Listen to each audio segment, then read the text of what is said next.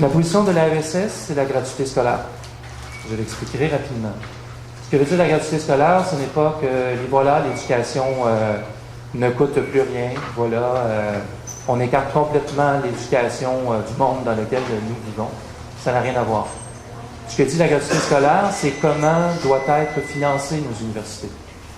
La gratuité scolaire, ce que ça veut dire, c'est que nous croyons que les universités devraient être financées 100% par le public.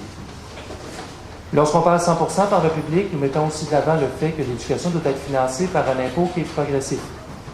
C'est-à-dire, comparativement à ce que je disais tout à l'heure sur les droits de scolarité, il faut que l'éducation soit financée selon le revenu disponible. Chacun contribue selon son revenu.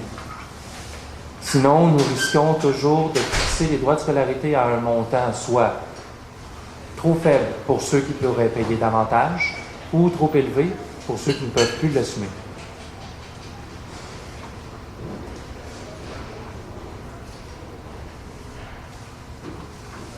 Donc, la gratuité scolaire, ce que ça précise en fait, c'est que nous voulons éviter de fixer un coût à l'éducation. Et lorsque vous pouvez lire sur certaines affiches que le Comité pour la grève se prononce contre la marchandisation de l'éducation, c'est ce que ça veut dire. Si nous fixons un coût par crédit, actuellement, c'est 55,61 par crédit. Donc, un cours universitaire de 3 crédits, vous faites 3 fois 55,61. Donc, nous plaçons un coût à l'éducation. Et tout ce qui a un coût est sujet à l'inflation. Et c'est là, entre autres, le problème du gel des droits de scolarité.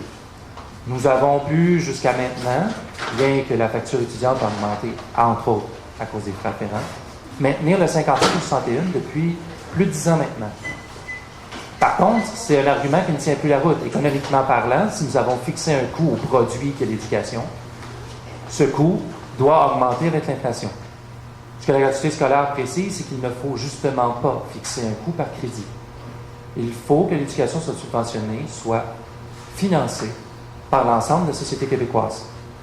Un des éléments, entre autres, de la gratuité scolaire précise que nous voyons l'éducation comme un bien commun. Oui, il y a un gain personnel, individuel, une formation universitaire, puisqu'elle mènera, entre autres, à un salaire plus élevé. Par contre, un salaire plus élevé dans un système comme le nôtre, avec un impôt réellement progressif, il y aurait également davantage d'impôts versés. Donc, il y a une redistribution de la richesse qui nous permettrait, entre autres, d'éviter de pénaliser certaines d'entre nous qui, par des droits de scolarité trop élevés, ne pourraient plus accéder à l'université.